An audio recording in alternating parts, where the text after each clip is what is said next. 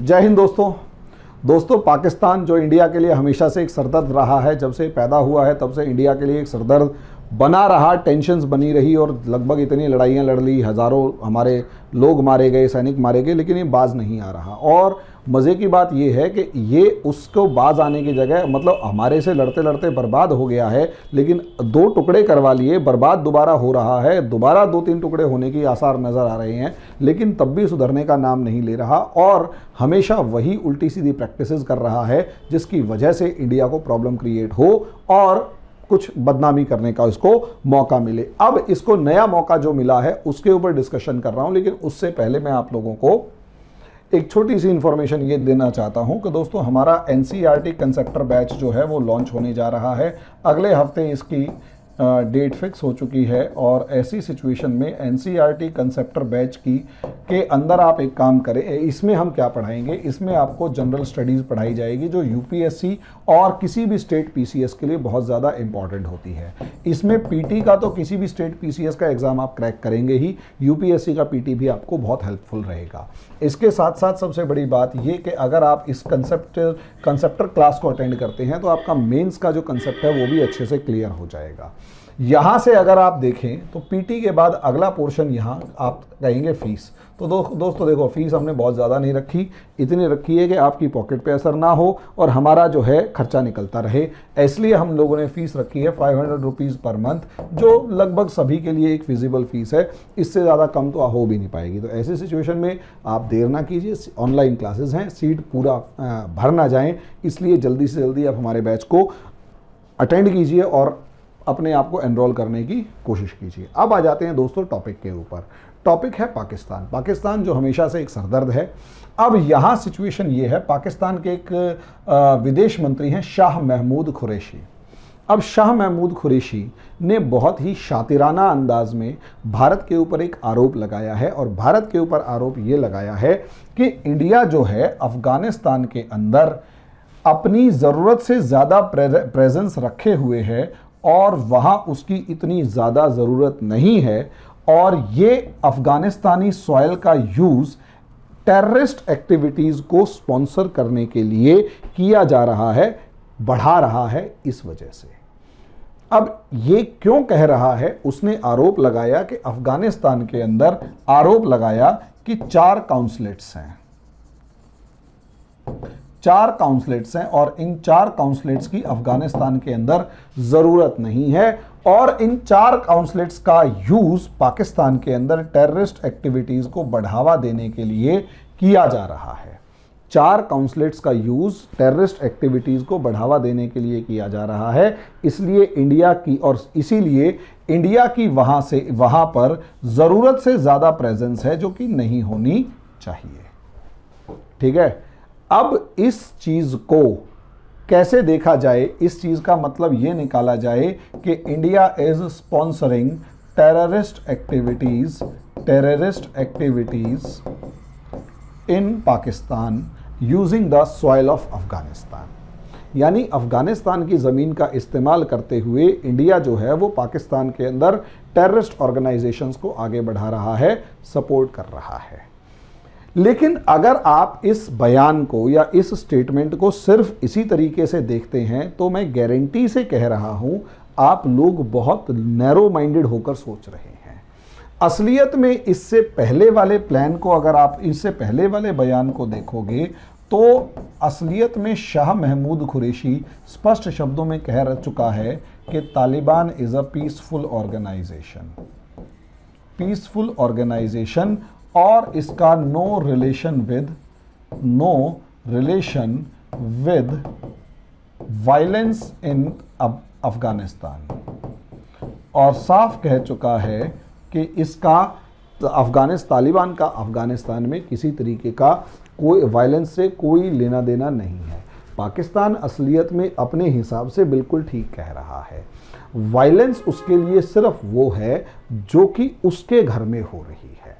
इसके अलावा अफगानिस्तान में मरने वाले ना तो मुसलमान हैं ना इंसान हैं, इंडिया में मरने वाले ना मुसलमान हैं ना इंसान हैं, ईरान में मरने वाले ना मुसलमान हैं ना इंसान है, और फ्रांस और इधर जैसे देशों के अंदर तो मरने वाला तो इंसान क्या कुछ भी नहीं है, वो तो गिनती में ही नहीं आता।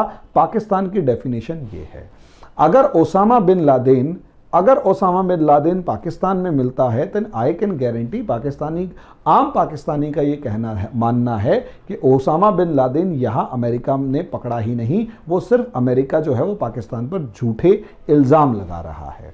ऐसी सिचुएशन में हाफिज सईद वहाँ पर एक संत की ज़िंदगी बिता रहा है, मसूद अजहर से लेकर दूसरे जितने भी हैं वो सारे एक संत की ज़िंदगी बिता रहे हैं और एक हीरो की ज़िंदगी बिता रहे हैं। और आम पाकिस्तानी जो माइंड सेट से ही आतंकवादी है, उस आम पाकिस्तानी को ये लोग हीरो ही नज़र आते हैं, वहाँ के संत महापुरुष और मतलब एक बहुत ही जिसे कहते हैं कि बहुत ही पढ़े लिखे और समझदार लोग नज़र आते हैं।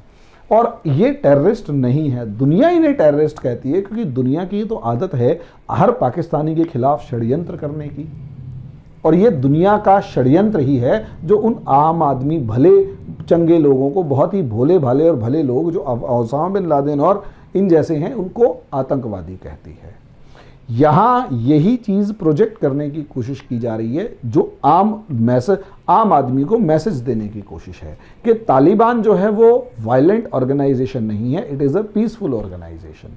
इसका मतलब ये है कि जो भी अफगान गवर्नमेंट के अगेंस्ट वायलेंस हो रहा है, पहली बात तो वो अफगानिस्तान तालिबान नहीं कर रहा, यानी क्लियर वर्ड्स में कि अफगान गवर्नमेंट के अगेंस्ट जो भी वायलेंस हो रहा है, उन पर जो हमले हो रहे हैं वो तालिबान नहीं कर रहा, ये पाकिस्तान की सरकार का मानना है, विदेश मंत्री शाह महमूद कुरैशी का मानना है।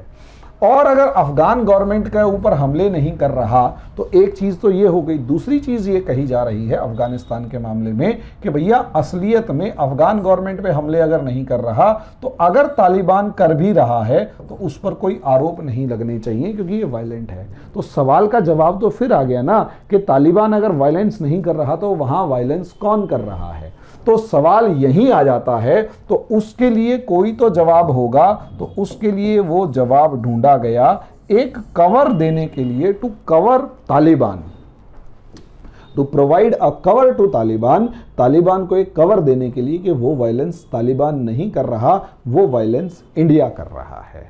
Therefore talk about India, not about Taliban. Taliban बहुत शरीफ है, भला चंगा है, उसके अगेंस्ट कुछ मत कहो, कहो तो सिर्फ एक के अगेंस्ट कहो, और वो कौन है? वो है इंडिया। और इसीलिए एक पोज करने की कोशिश की गई कि इंडिया ही वहाँ अपनी लिमिट से ज़्यादा, अपनी रिक्वायरमेंट से ज़्यादा प्रेजेंट है। 4 काउंसलेट खोल रखे हैं, काम धाम कुछ है नहीं। रियलिटी ये है 4 में से 2 काउंसलेट पहले ही बंद हो चुके हैं कोविड-19 की वजह से। और देखो, काउंसलेट से कोई मतलब टेररिस्ट एक्टिविटीज़ थोड़ा ना होती है, काउंसलेट से तो सिर्फ और सिर्फ ये होता है कि आप वहाँ जाके अगर इंडिया और अफगानिस्तान के बीच में ट्रेड है या आम आदमी को ज़रूरत है तो वहाँ जाके वो उस काउंसलेट से डील कर सकता है। अब रही बात इंडिया अफगानिस्तान में प्रेजेंट क्यों है, तो दोस्तों सीधी सी बात है कि $3 बिलियन का इन्वेस्टमेंट है। जितना पाकिस्तान के ऊपर कर्जा होता है, जितना पाकिस्तान कर्जा मांग के लाता है सऊदी अरेबिया वगैरह से, उतना इंडिया जो है वो अफगानिस्तान में इन्वेस्ट कर चुका है, और वो largest regional investor in Afghanistan है, largest regional investor in Afghanistan है। और इंडिया की सबसे बड़ी खास बात यहाँ पर यह है कि इंडिया इस टाइम पर तालिबान से भी बात करके किसी न किसी तरीके से बीच का रास्ता निकालना चाहता है। और अफगानिस्तान के लिए इंडिया का सिंपल लॉजिक है, by the Afghanis, to the Afghanis, by the Afghanis, for the Afghanis. समझे? यानी हम जो भी एफर्ट कर रहे हैं वो अफगानियों के लिए है, और उस एफर्ट को अफगानी खुद ही करेंगे, हम सिर्फ पैसा दे रहे हैं। और किसके लिए करेंगे? अफगानियों के लिए करेंगे। It means we do not have any interest on Afghan soil except that we just want their benefit, want their good. हम सिर्फ उनका भला चाहते हैं, हमें उससे ज़्यादा उनसे कोई लेना देना नहीं है।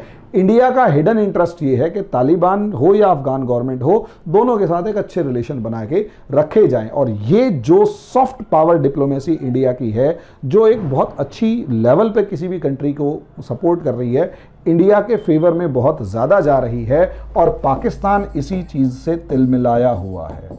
पाकिस्तान इसी बात से, इसी चीज़ से तिलमिलाया हुआ है कि इंडिया की प्रेजेंस की वजह से पाकिस्तान अपने गोल्स को अचीव नहीं कर पा रहा। और क्योंकि इंडिया की प्रेजेंस की वजह से पाकिस्तान अपने गोल्स को अचीव नहीं कर पा रहा, इसी वजह से पाकिस्तान इंडिया को उस जगह पर, मतलब वो कीचड़ उछालना चाहता है जिसका इंडिया से कोई लेना देना दूर दूर तक नहीं है। या यूं कहें कि एक ऑर्गेनाइजेशन के लांछन को इंडिया के ऊपर लगाकर इंडिया को बदनाम करने की पूरी कोशिश है, ताकि इंडिया के ऊपर प्रेशर बनाए और इंडिया को अफगानिस्तान से निकालकर ये जो पूरा अफगानिस्तान का ग्राउंड है ये पाकिस्तान के लिए प्ले ग्राउंड बन जाए। यस, फिर पाकिस्तान जैसा चाहे तालिबान को ट्विस्ट कर सकता है, अफगानिस्तान को ट्विस्ट कर सकता है, और इंडिया की प्रेजेंस उसको खल रही है। और यही रीज़न है इंडिया से वो हमेशा दूरी बना, मतलब इंडिया को निकालने की हर कोशिश कर रहा है और इंडिया के ऊपर एक कीचड़ उछालकर कि इंडिया टेररिस्ट ऑर्गेनाइजेशंस को स्पॉन्सर कर रहा है। तो दोस्तों, ये तो खैर पाकिस्तान की बात है, वो खुद को, मतलब, और सबसे बड़ी बात ये है ना, अपने दाग छिपाने के लिए दूसरे पे आरोप लगा लो कि तेरे दाग ज़्यादा दिखाई दे रहे हैं। यही पाकिस्तान पॉलिटिक्स खेल रहा है। अब आगे ये क्या करता है इसके ऊपर तो समय बताएगा, और इसके बारे में जो भी कमेंट्स हैं आप कमेंट बॉक्स में ज़रूर लिखें, ताकि मैं और ज़्यादा इम्प्रूवमेंट अगर हो सकेगी तो ज़रूर करूँगा। धन्यवाद।